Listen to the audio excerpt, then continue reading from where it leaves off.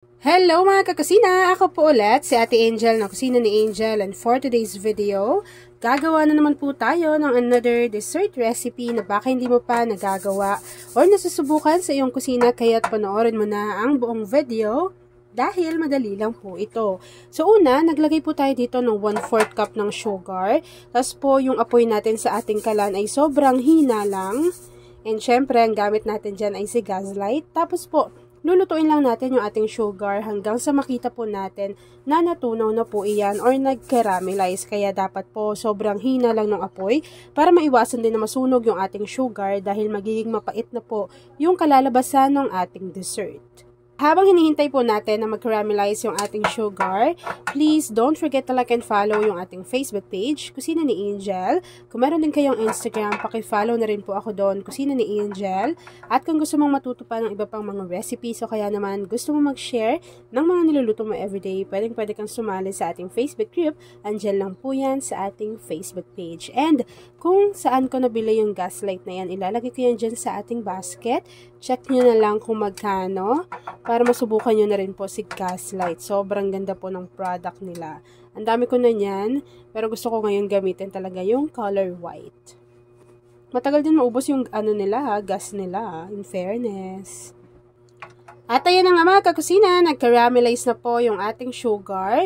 Ilagay lang po natin to sa isang tabi or iset aside po natin yan bago gawin na po natin yung ating mixture. Habang nakaset aside yung ating kinaramelize na sugar, kakailanganin po natin dito ng 1 cup ng glutinous rice flour. Ilagay lang natin to dito sa ating kasirola, and take note na hindi pa po nakabukas yung apoy sa ating kalan. After nun, kakailanganin na rin po natin dito ng isang sachet or 24 grams itong Mano Magic na leche flan flavor. After adding, haluin lang po muna natin ito ng maigi para mag-combine po yung ating glutinous rice flour pati yung ating jelly powder na leche flan flavor. After nun, kakailanganin po natin dito at least 4 cups ng water. Yan, so ilagay lang po natin to dito lahat. So hahaluin lang po natin ito mga kakusina hanggang sa makita po natin na natunaw ng maigi yung ating mga dry ingredients na glutinous rice flour pati yung ating jelly powder. Para mamaya, 'di ba, kapag natapos na natin tong lutuin, ay talaga namang super soft talaga yung kalalabasan ng ating dessert recipe. Sino nga pala sa inyo ang dessert lover? Say hi Ate Angel sa ating comment box section. And i-comment mo na rin dyan sa ating comment box section kung taga saan ka nanonood. After matunaw ng ating dry ingredients, maglagay lang po tayo dito at least half teaspoon ng vanilla essence or vanilla extract.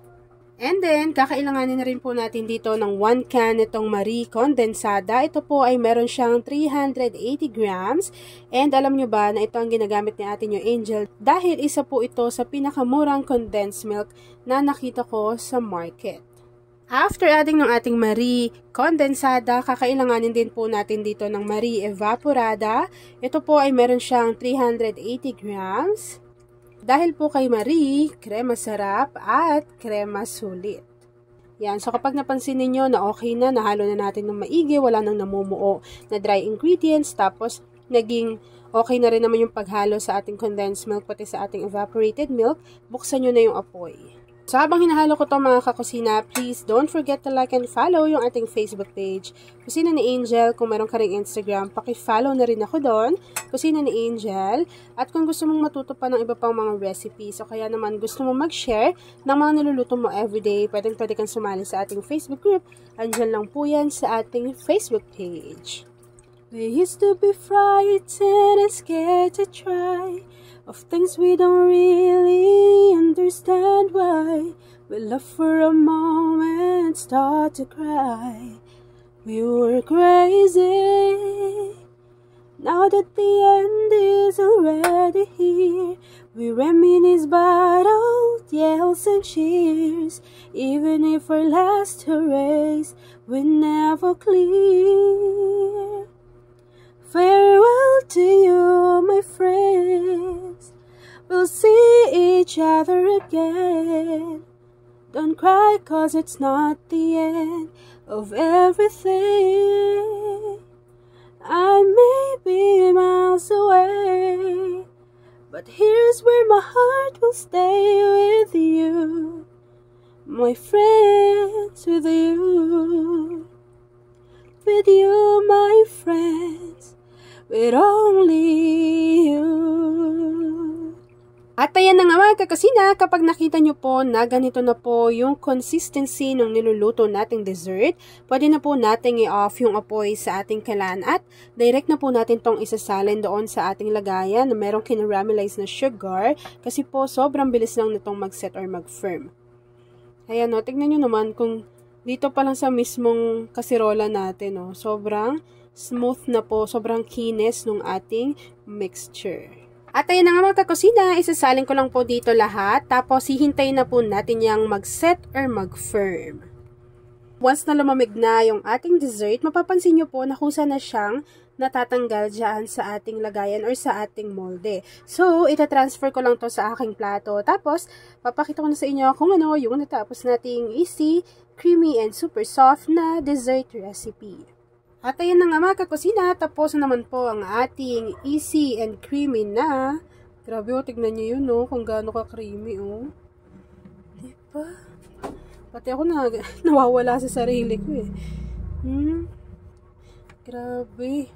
At ayan na nga mga kakusina, tapos na po ang ating super creamy and super soft na creamy glutinous flan. Kung nagustuhan mo po yung ating video, please like and share this video. At kung hindi ka pa nakakapag-subscribe sa aking YouTube channel na Kusina ni Angel, please click subscribe button. Click mo na yung notification bell, click all para lagi kang updated sa bawat ina-upload kong mga videos. Yun lang mga kakusina. Thanks for watching and enjoy this video.